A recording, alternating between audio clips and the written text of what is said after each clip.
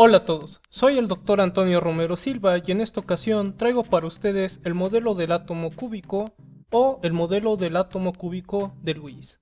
En pantalla les presento el minuto donde inicia la discusión para entender el modelo atómico y debajo si simplemente quieren la idea general del tema. Igualmente en la descripción del video pueden encontrar los diferentes temas que se tratan en esta presentación. Al inicio todo comienza con las ideas de Demócrito en el siglo V a.C. sobre la idea de que todo estaba hecho de pequeñas partículas que no podían cortarse, es decir, que son indivisibles. De ahí viene la palabra átomo, que significa indivisible. Igualmente Demócrito pensaba que los átomos estaban en constante movimiento y que se combinaban de distintas formas, y esto hacía que se creara toda la materia que veíamos.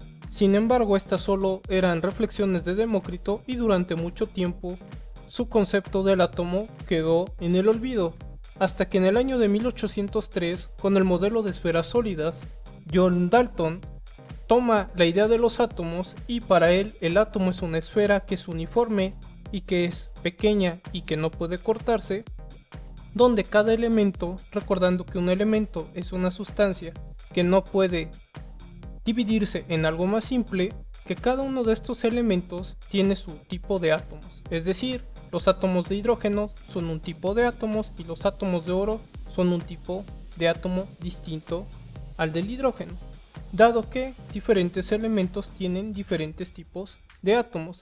Sin embargo, con el tiempo se descubrió que el átomo estaba hecho a sí mismo de unas partículas aún más pequeñas, como es el caso de los electrones que descubre Joseph John Thomson gracias a los experimentos con los rayos catódicos y cuya carga fue determinada por Millikan, la cual es de 1.60 por 10 a la menos 19 coulombs, y gracias a este descubrimiento del electrón, Thomson nos lleva a la reflexión de que el átomo está compuesto de partículas aún más pequeñas.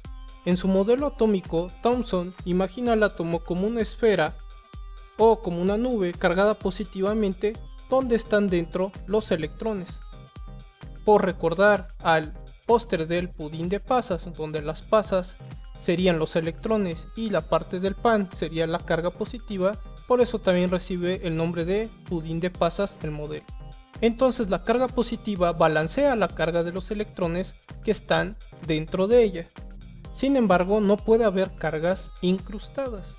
Por ello es que Hantaro Nagaoka, en su modelo atómico saturniano, nos dice que debe de existir una masa muy grande en un centro, positiva, y alrededor de ella un anillo de cientos de electrones que están girando alrededor de esta carga.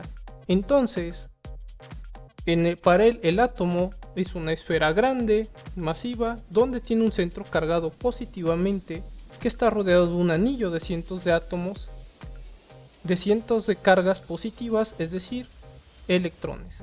Y todo esto en un balance con las fuerzas electrostáticas. Las fuerzas electrostáticas son las que se dan entre cargas, donde cargas del mismo signo se repelen y cargas de signo distinto se atraen.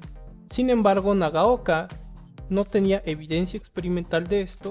Sin embargo, Rutherford sí tiene esta evidencia experimental y confirma algunas ideas de Nagaoka a través de los experimentos de la laminilla de oro. Rutherford nos dice que el átomo realmente está hueco o que tiene un gran vacío, donde la mayor cantidad de masa del átomo está centrada en un núcleo positivo y este núcleo es muy pequeño en comparación al tamaño del átomo. Estas cargas positivas, que conforman el núcleo, son las partículas llamadas protones, que se pueden representar como P superíndice más, y son de las que están hechos los núcleos. Y los electrones, por su parte, viajan a altas velocidades para balancear las fuerzas electrostáticas y que estos electrones no colapsarán en el núcleo.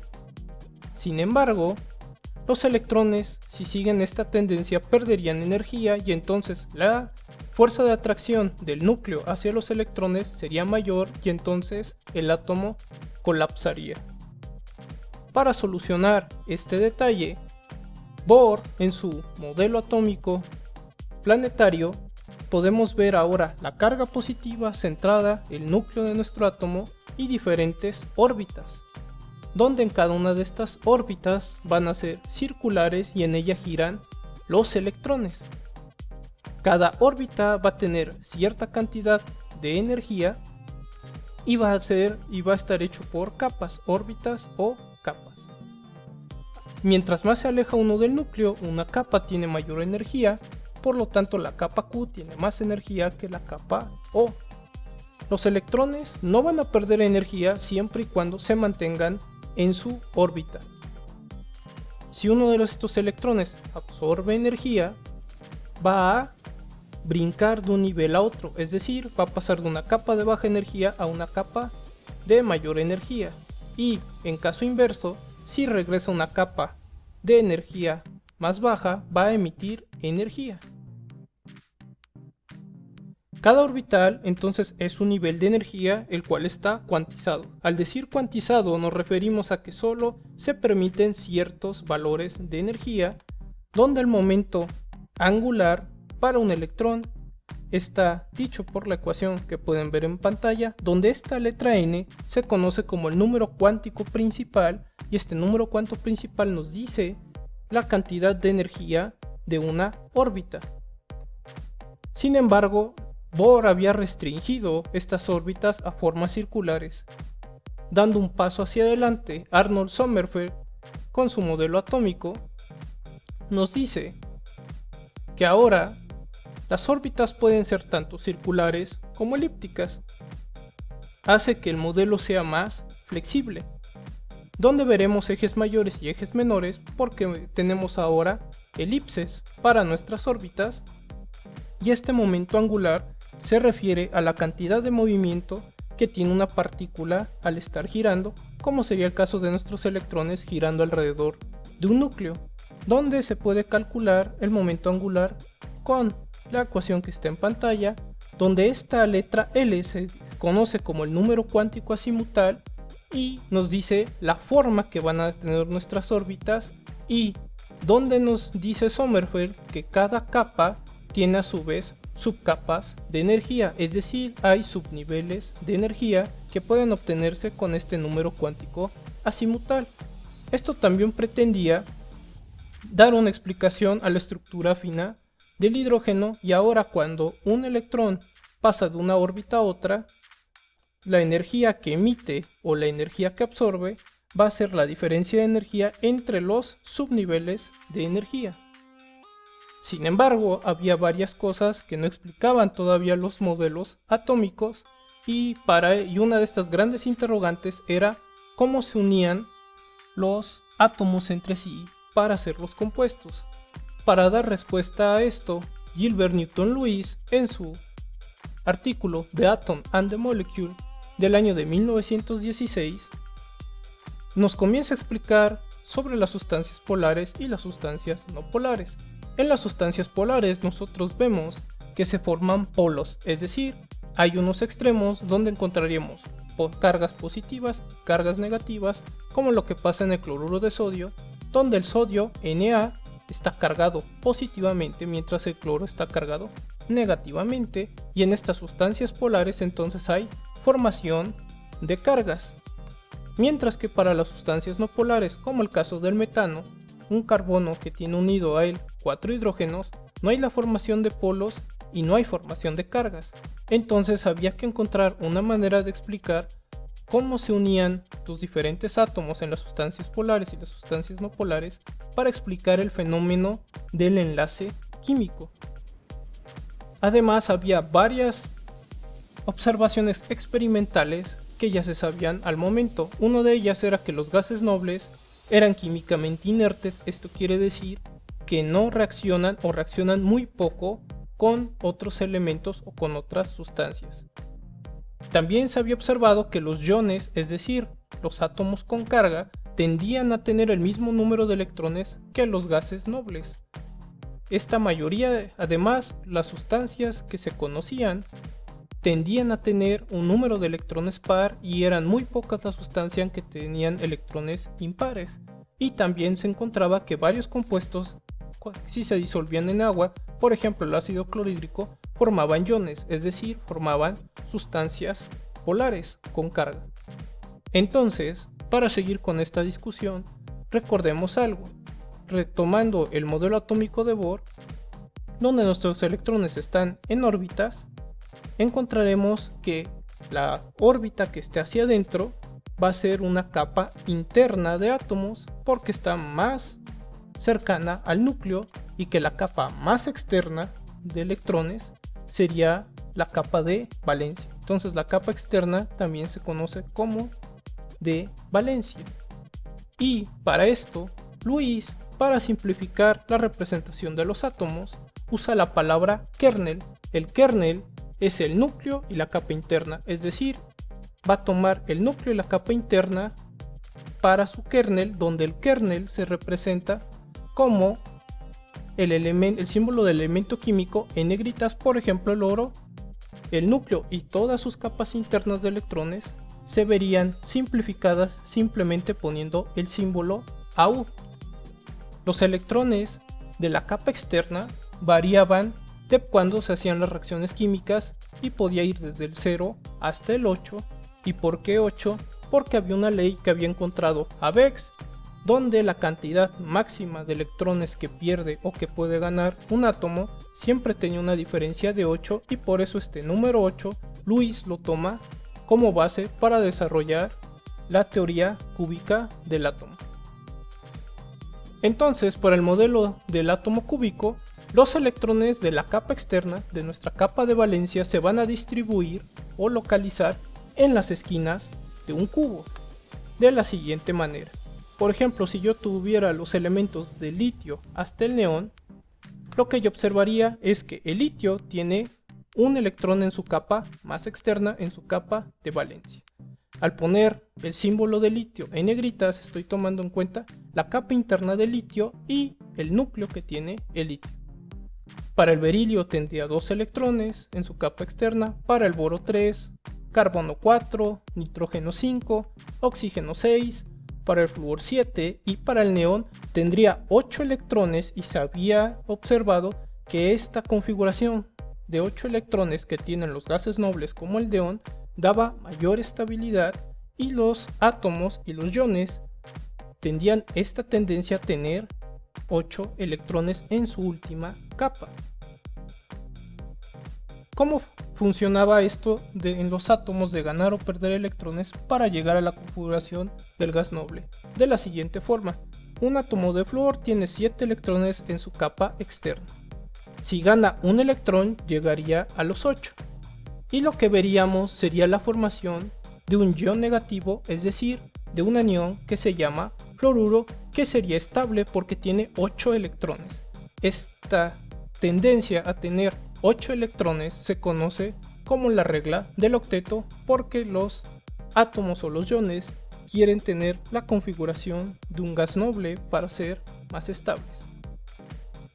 Ahora, si tenemos un átomo de litio y ahora pierde su electrón, entonces ahora el litio sería positivo y forma un ion positivo que se conoce como el catión litio después de haber perdido un electrón. Entonces, con el modelo del átomo cúbico podemos visualizar más fácilmente la formación de los iones y su tendencia a tener 8 electrones. ¿Qué pasa si yo tengo 2 átomos de flúor que se unen? Lo que yo vería es que si se combinan entre ellos, compartirían una arista del cubo, es decir, una de las líneas que conforman a nuestros cubos, y entonces comparten una arista, y en esa arista ahora hay 2 electrones que se están manteniendo en común entre los 2 átomos de flúor. Esta idea de un par de electrones que va a funcionar como la unión entre los diferentes átomos es el enlace químico, y al ser 2 electrones forman lo que conocemos como un enlace sencillo. ¿Qué sucede si tenemos ahora 2 átomos de oxígeno y se combinan entre sí? Al combinarse entre sí, ahora comparten una cara del cubo, comparten una cara del cubo donde ahora hay 4 electrones en común entre los oxígenos que se van a mantener unidos a los oxígenos, es decir, hay una fuerza de atracción, un enlace químico que los mantiene juntos, y ahora hablaríamos de un enlace doble, porque cada enlace tiene 2 electrones. Al tener 4 electrones en común, hablaríamos de 2 enlaces. Si nosotros lo vemos de manera simplificada, tomando el kernel, el símbolo del elemento en negritas, y ponemos los electrones en forma de puntos, veríamos lo mismo que está representado con los cubos, pero de una manera más simple. Esta forma de representar a los electrones de valencia son las estructuras de Lewis que nos ayudan a visualizar a estos electrones de la capa externa. Pero, ¿qué pasa cuando se necesitan 6 electrones, es decir, un triple enlace? Veríamos que los pares de electrones, nos dice Lewis, tienden a estar juntos y a tener una disposición en el espacio, o sea, ciertos lugares específicos en nuestro cubo, como es el caso del carbono.